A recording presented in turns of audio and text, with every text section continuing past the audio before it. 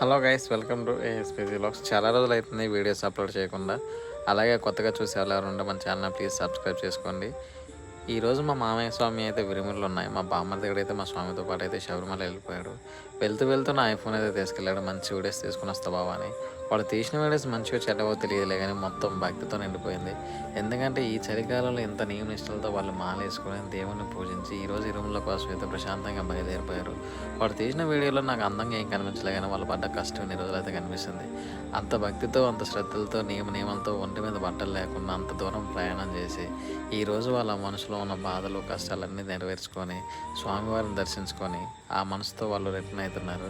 నాకు చాలా అంటే చాలా ఆనందంగా అనిపించింది. జీవితంలో ఒక్కసారైనా మనం మానేసుకోవాలనిపించింది. ఎందుకంటే ఆ కష్టాన్ని మనం కూడా ఒకసారి ఫేస్ చేయాల్సి ఉంటుంది.